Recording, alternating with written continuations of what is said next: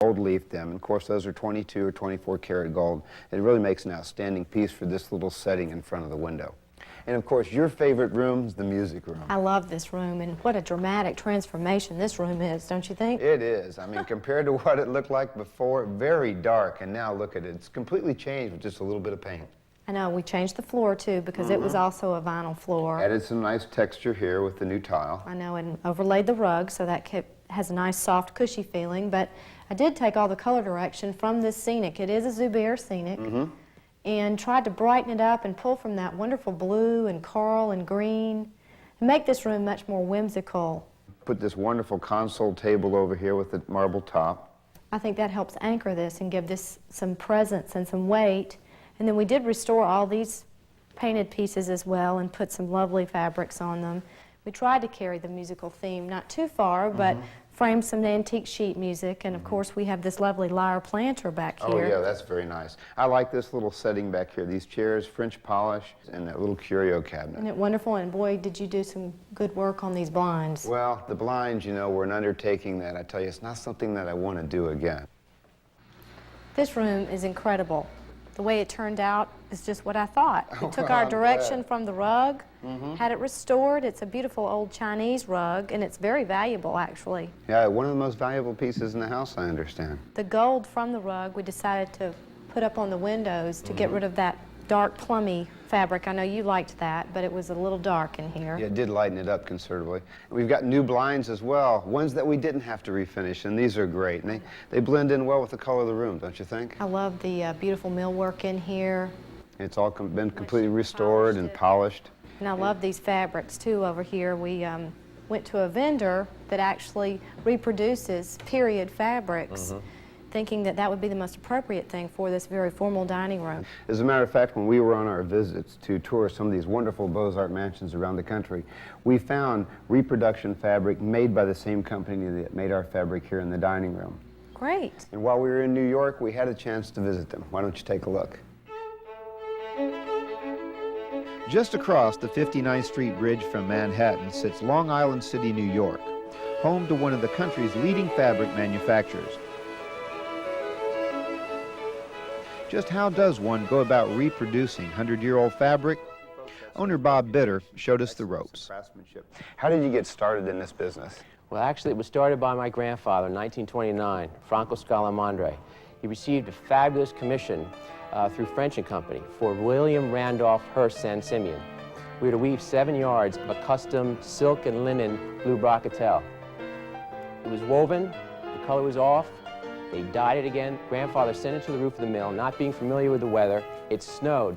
Next day, they went and presented it to French & Company. They loved it. That was his first, most important job that sent him on his way. Is that right? And there wasn't a lot of it. It looks like you still got most of it left. Can't have it. Can't have it, all right. Well, now tell us, when someone brings you a document, as you would say, or some original fabric, what's the next step? Here, let me show you. There's a great example on the table. This was sent to us from Paul Miller of Newport. This is the Elms Drawing Room Drapery Panel. Oh, that's interesting. It's a turn-of-the-century document. We study its condition, then we evaluate it for design, its dimensions, height and width. We look at its weaves, whether the twills and satins. We look at it for composition. Is it silk and cotton, is it silk and linen? And we look at it for color. So once you have all those answers, what's the next step for actually reproducing the pattern? We're ready to replicate the design.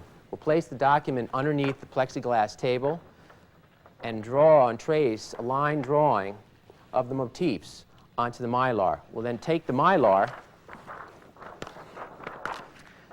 and create a final piece of artwork, which we'll then submit to the curator and the decorative committee. The artwork may go through several changes before the design is ready for production, a process speeded up by using a computer-aided design, or CAD system. The CAD system generates a number of false color prints that allow the artwork to be more easily studied for design flaws. The computer also generates the design cards that will guide the looms once production begins. During the design phase, the original fabric is also studied for color. Many times, the unfaded fabric hidden within the seams can give the technicians a good idea of the original color. Once the suggested sample colors are approved by the client, technicians use a light box to simulate the primary light source at the location, either daylight or incandescent light. The result is a color formula that is then sent to the dye house. Mitchell, we're in the dye house. We also call it the tintoria. Tintoria. Now this is where you dye all the raw silk, and this is what comes off the boat? This particular lot happens to come from China, which is about 80% of the world's supply. Well, how do you add the color to it?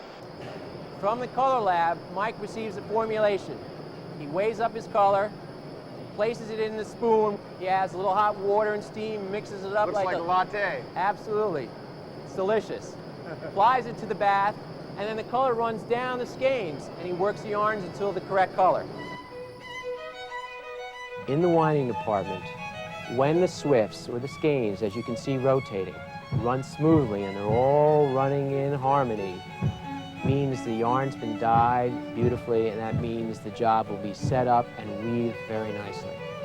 Next step is off to warping. The yarn's been transferred to spools, and then the spools are mounted on a series of creels. From the creels, the yarn is transferred through a series of reeds and then around the warping wheel. It's mounted in sections until you build the entire width of the fabric. You set up the warp, the loom is ready to go. We're ready to interlace the filler yarns at 90-degree angles. Well, this is fascinating. You're actually able to see the fabric being woven right before your eyes. That's interesting. But you know, you're equally renowned for the fine detailing that you give to your trim. Where does that happen at? Let me take you up to the second floor, our trimming department, also known as passementerie. Same yarns that we saw being transferred to spools to the warp, we'll also use on some of the tapes, some of the loop fringes, and braids that we see being woven here. Well, up here on this floor, it doesn't look like things have changed much in the past 70 years. Not a whole heck of a lot. This is the oldest department at Scala-Mandre. This is the heart and soul of the operation? Correct. Now here's where all this work comes together. I see all this is being done by hand. We're by the finishing hand tables. The various cords, the various gimps and braids and tassel fringes are, the headings are woven on the looms, and they're all brought down together where the ladies, very talented group of ladies and artisans, put the pieces together. Luce Marie's weaving a silk double tassel tie back. We have 13 units. It should take Luce Marie about 3 weeks to make. 3 weeks to do 13 of these. A lot of hand work. True craftsman.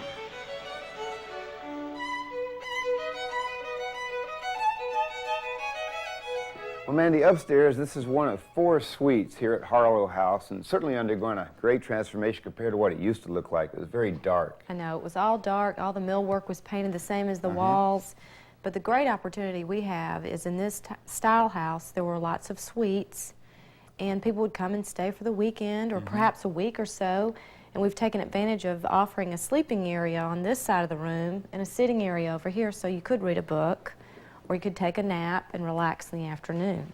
We softened everything up with the colors. Now, the paintings are a new addition. They are. They're Russian River School paintings, and they're just wonderful, soft beach scenes, and I think they're certainly appropriate for this room. Now, Mandy, this is the only bathroom here that we really left intact and has all the original fixtures, and you've done a great job with using these old period colors. Isn't it charming? Just pulled it together with wall covering and fabrics. Yeah, it completes the ensemble look from the bedrooms. Now, the study is magnificent, don't you think? Oh, this is fabulous. You know, in a house this size, it was designed for entertaining. I mean, you wouldn't kick back down in the living room or the music room, so you had to have an area so that you can relax in, and this is a perfect place for it, and you've been able to complete that look with the furnishings. This is the only fireplace in the whole huge house. Yeah, isn't that unusual? A home this size, of this particular style, being the only fireplace here. But they did a fabulous job of it, too. I mean, they Look at the look carving. at the nice Isn't that detail with the great? bells and the egg and dart. The writing desk is wonderful. Remember that thing was in shambles in the basement.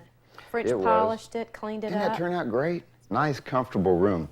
I think they'll spend a lot of time here. I think so.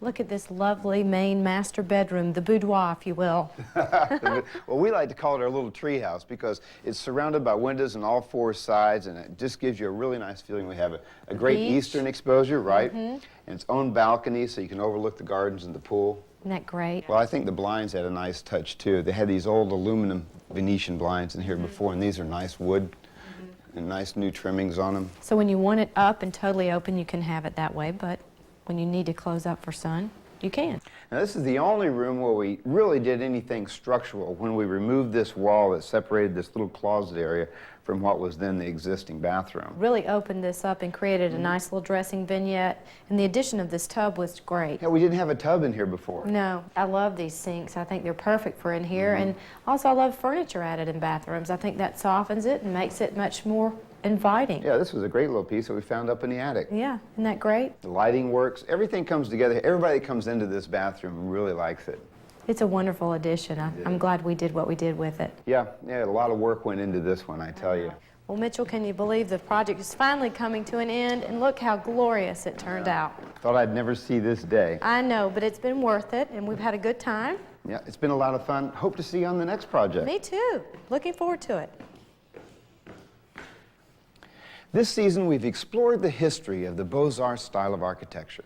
But let's not forget that behind every great Beaux-Arts building and home stands a great architect. Richard Morris Hunt, McKim Meaden White, and one Chicago architect whose vision would change the face of American architecture. His name is not a household word today, but at the turn of the century, Daniel Burnham was the most crucial American architect of his day. In 1872, Burnham formed a partnership with Chicago architect John Root. Together, Burnham and Root would build a number of landmark buildings in Chicago, including the Rookery, completed in 1888. It was one of the first great skyscrapers constructed in America. Not much of a skyscraper by today's standard. It stands only 13 stories, so we wouldn't even consider it a decent high-rise today. But by late 19th century standards, the use of the elevator, large plate glass windows, and other new technologies that allowed them to build at such a height represented an incredible wonder in American architecture. It has ornamentation that comes largely from the Arabic world, what they considered during Victorian times the Orient. Very exotic, elaborate patterns all over the facade of the building.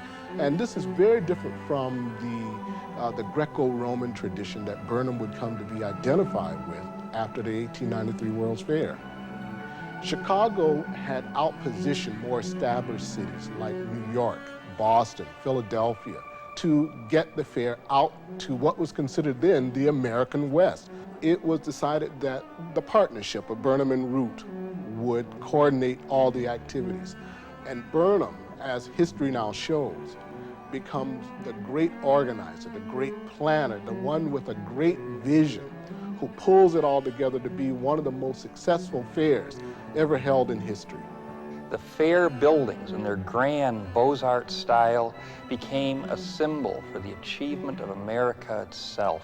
People who were building a courthouse in their hometown or their county wanted to bring the grandeur of what that fair looked like and what it stood for to their own towns. It's very ironic, given the idea that Burnham had never gone to school and been formally trained as an architect. But if any architect in this country reached a kind of godlike status after the 1893 World's Fair, it was Daniel Burnham. He said something like, "Make no little plans, for they stir not the hearts of men." He was a big thinker. He wanted this incredible new urban form, the modern city, to really be the most extraordinary thing that man had created. One of the immediate effects of the fair on Burnham's career as a tall building designer can be seen in buildings like the Santa Fe building, Burnham's greatest statement of the use of the Beaux-Arts style in a commercial building. This building, which he employs terracotta on the exterior facades to give the building that kind of pristine whiteness of a Greek temple. The ornamental detailing of the building, where we start to see him use elaborate entablatures with the idea that this is the course of building that great cities like Chicago should follow. As you enter the Santa Fe building, you have one of the most unique architectural experiences in its ornamental detailing, from his use of the classical pilasters that abut the walls, the classical entablatures, and even the great balusters on the mezzanine level of the building, the grand staircase as well, This is Burnham bringing this Beaux-Arts sensibility, this Beaux-Arts ideal for opulence, for grandeur, for grandness into the building. Beyond the Santa Fe building, Burnham's career is one of the great careers in American architecture. He designs many great buildings all over America. One that comes to mind that is part of America's popular lore about the skyscraper is the Flatiron Building in New York City. Considered to be one of the most beautiful skyscrapers in all America. This kind of triangular arrangement done with Beaux-Arts elaboration, Beaux-Arts details on its facade, great cornice work. New Yorkers are very proud of it, but it's the Chicago and Burnham who does it. We see also Burnham do buildings like the People's Gas Building here in Chicago. That building with its monumental, what one might even call colossal columns, which were the largest columns in the world for many, many years, with these great ornamental facades, another gem of a building. And when we see Burnham's buildings, we understand what his fascination with this whole Beaux-Arts style was. It was a great civic style. Burnham became America's planner, being called to Washington to oversee the planning of the Washington Mall. And again, the Beaux-Arts language was the language for doing that. In the Macmillan Plan, Burnham set forth ideas that would guide the development of the mall in terms of the building of monuments on the mall, as well as the placement of statuary and also greenery. He also moved the old railway terminal off the mall, put it in another location so as to give us an environment that spoke of this kind of pristine, ordered, classical environment, and that again had these larger connotations. This is America. This is what the Beaux-Arts style means for us. It represents American democracy. Daniel Burnham believed fervently in the contribution of all individual buildings to make a city, the sum of which was much greater than the individual parts. Great spaces that make human beings feel dignified and men.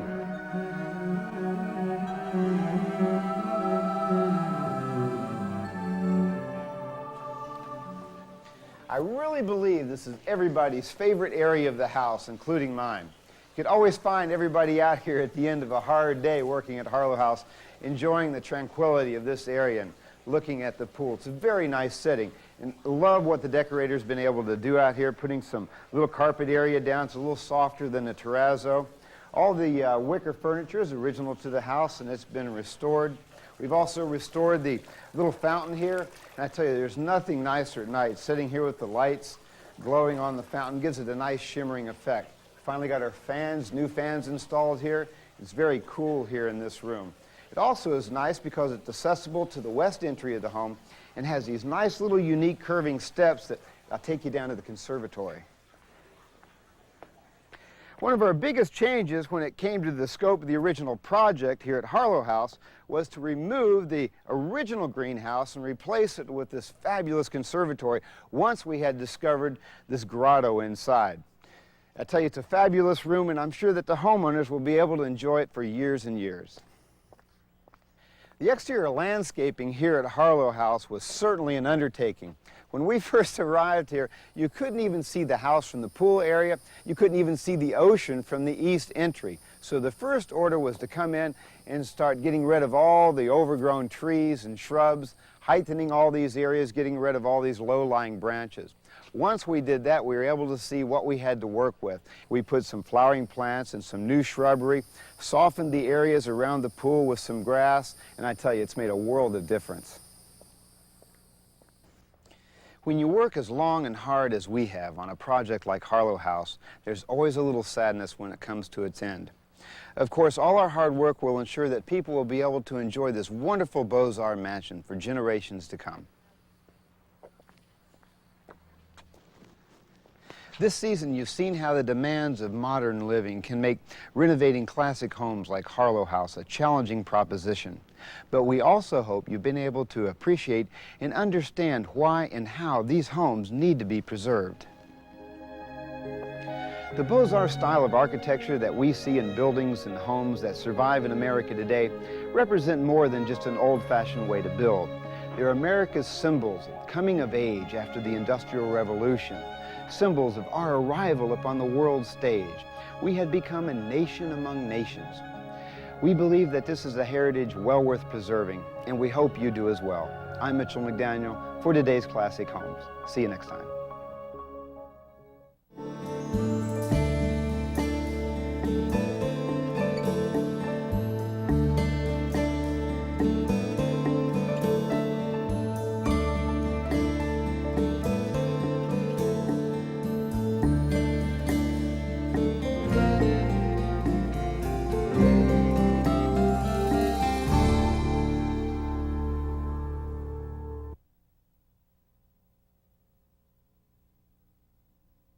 Funding for today's Classic Homes has been made possible by the following corporations. This program is made possible by Pella, makers of classic windows and patio doors, bringing you style and innovation since 1925.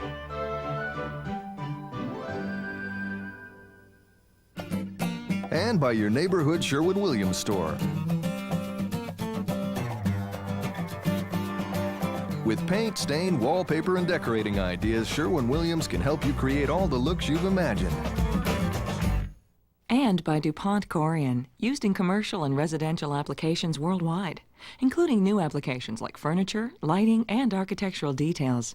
Corian, looking beyond the surface for ways to express your design and performance needs. Made possible by Hartco Quality Wood Flooring Company, makers of Pattern Plus 5000 and other sliced cut hardwood flooring products. To order a copy of this program, please call 1-800-256-4408 or send $19.95 plus $4 shipping and handling to the address on your screen. Please specify episode number 213 when ordering. This is PBS.